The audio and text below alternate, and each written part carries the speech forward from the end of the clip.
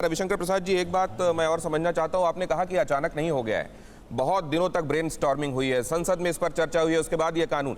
एक बात लेकिन ये कही जा रही है ऑपोजिशन की तरफ से खास तौर से, और अगर आप इस पर जवाब देना चाहें, कि जब सूट कर रहा था 2014 के चुनाव, उसके बाद तुरंत बाद का दौर देख लीजिए, तब कोई इस पर सरकार कदम नहीं उठा रही थी। अब जब आलोचनाएं हो रही हैं और वो प्रगाढ़ होती जा रही हैं, तो सरकार को लगता है कि सख्त कानून होना चाहिए। देखिए, कुछ तो पार्टियों के नेता ट्विटर से ही अपनी राजनीति करते हैं? मैं किसी का नाम नहीं ले रहा हूं, संकेत बड़ा स्पष्ट है। और वो लोग आजकल ट्विटर की राजनीति कर रहे हैं, वो भी सही है। तो ये तो आज़ाद मुल्क होता है। हम तो जनता के आशीर्वाद से अपनी राजनीति करते हैं, तो जीतते हैं। अब उनको जनता वोट नहीं देती तो हम उसमें क्या शिकायत करें। लेकिन आज भी भारत के प्रधानमंत्री ट्विटर पर हैं कि नहीं? आज स्वयं भारत के आईटी मंत्री ट्विटर पर हैं कि नहीं? कू पर भी हैं। यह मामला ट्विटर बनाम भारत सरकार, ट्विटर बनाम बीजेपी नहीं है। यह मामला है ट्विटर बनाम ट्विटर के उपयोग करने वाले, जो उसके दुरुपयोग से परेशान हैं, मिसयूज से, एब्यूज से।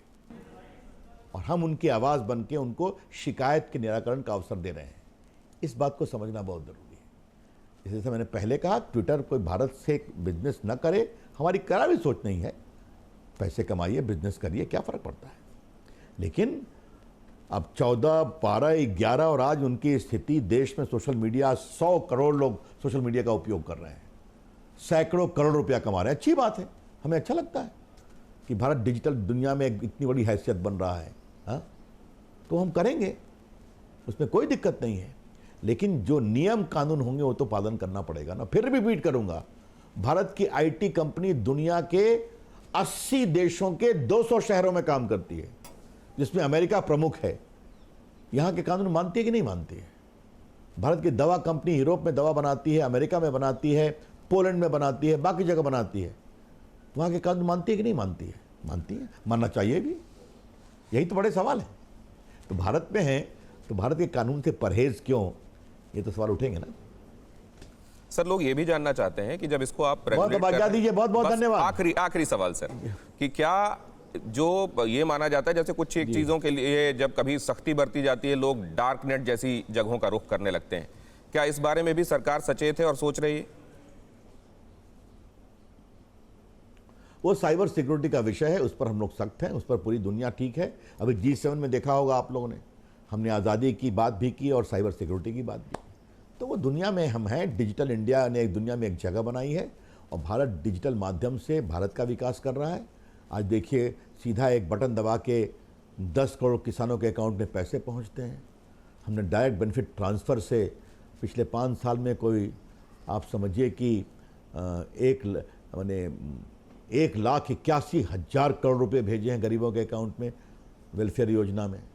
उसमें सैकड़ों करोड़ रुपए बचाए हैं जो बिचौलिए खा जाया करते थे।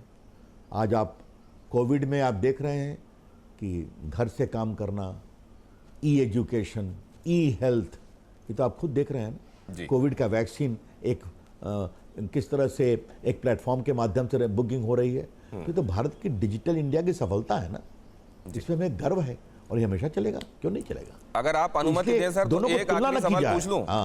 एक आखिरी सवाल पूछ लूं, अगर आप अनुमति दें तो। जल्दी करिए जी।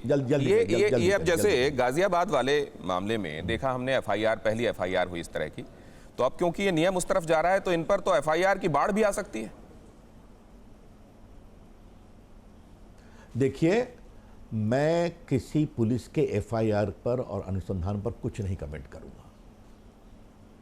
अब आप ऐसा काम ना करिए कि आप एफआईआर ना हो, बहुत सिंपल सी बात है। बहुत धन्यवाद। सरकार का मंत्री हूं, अगर मैं रोज कानून को तोड़ूंगा तो मेरे ऊपर कार्रवाई नहीं होगी क्या? जी। बहुत शुक्रिया रविशंकर जी, बहुत शुक्रिया। बहुत धन्यवाद। नमस्कार। धन्यवाद। नमस्कार। फिक्र आपकी, सोमवार से शुक्रवार रात 9 बजे, सिर्फ TV9 भारतवर्ष पर।